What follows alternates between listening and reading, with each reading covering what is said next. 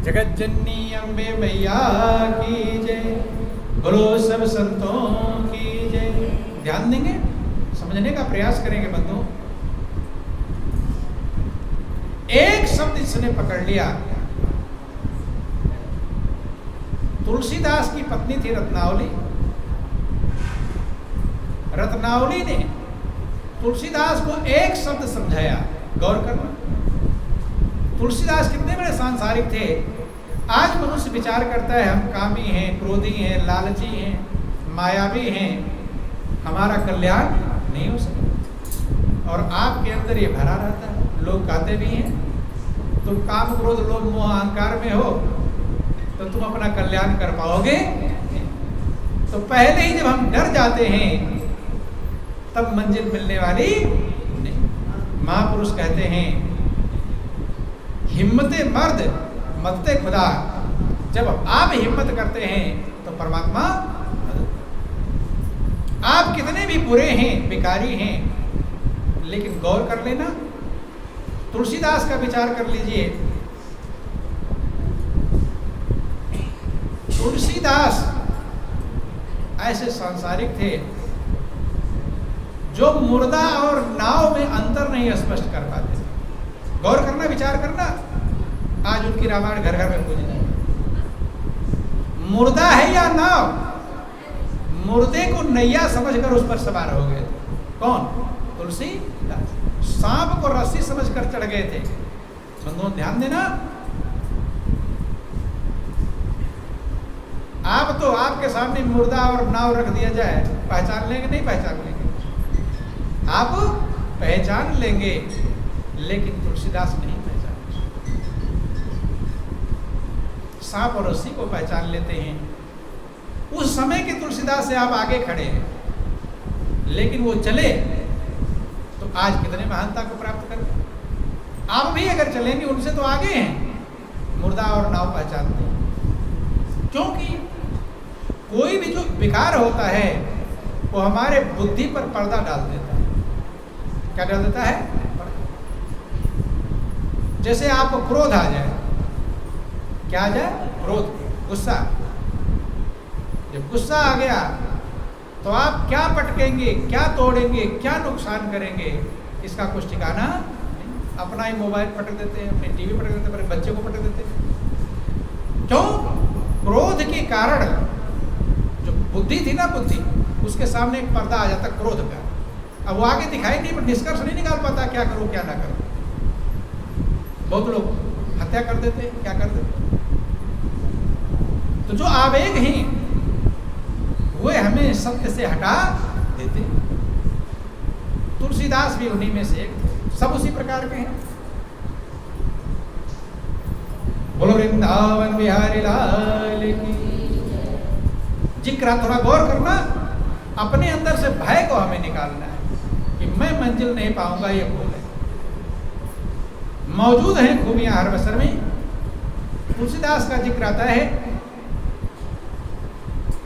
कहीं बाजार इत्यादि गए होंगे, रत्नावली का भाई आया जो उनकी अर्धांगिनी थी, उन्हें विदा करा कर लेकर चला।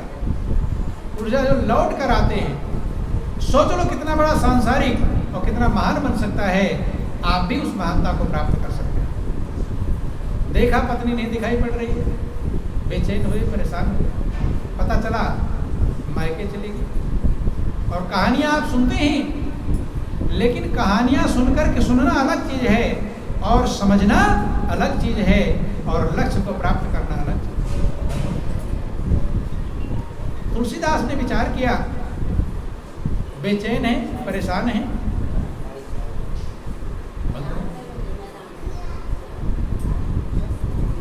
रात को खाना भी अच्छा नहीं लग रहा है, सोना भी अच्छा नहीं लग रहा है। पत्नी की मोह में इतने बेचैन हुए, निर्णय कर लिया कि रात को ही पत्नी से मिलकर आना है। गौर करना, आज ही गई हुई है। महानता, कितने बड़े सांसारिकता की व्यवस्था है। जब घर के सब लोग सो गए, धीरे से दरवाजा खोला और चल देते। बोलो वृंदावन बिहारी लाल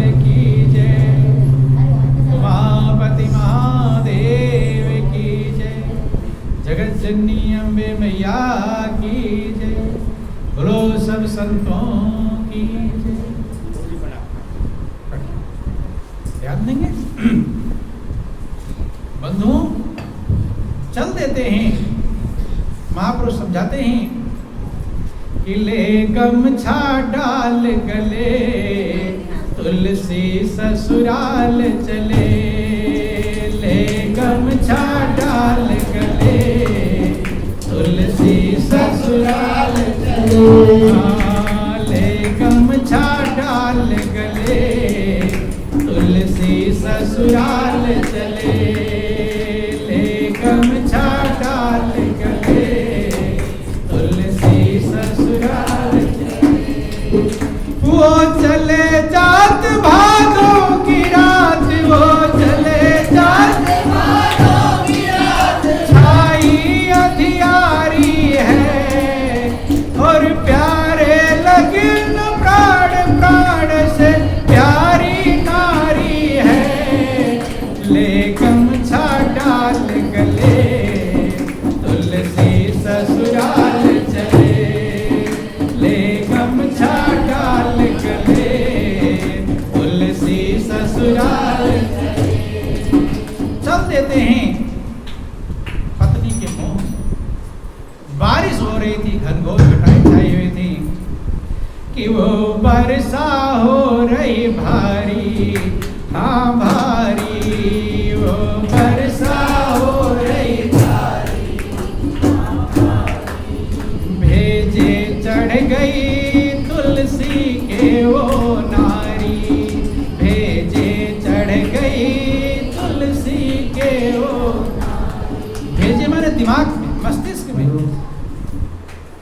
और कुछ नहीं सूझ रहा है, एक ही दिखाई पड़ रही है पत्नी बंधु कि भीगो है गात वो दिल से पाँव, भीगो है गात वो बड़े ठंड करारी है और प्यारे लगन प्राण प्राण से प्यारी नारी है। ले गमछा डाल गले, तुलसी ससुराल चले।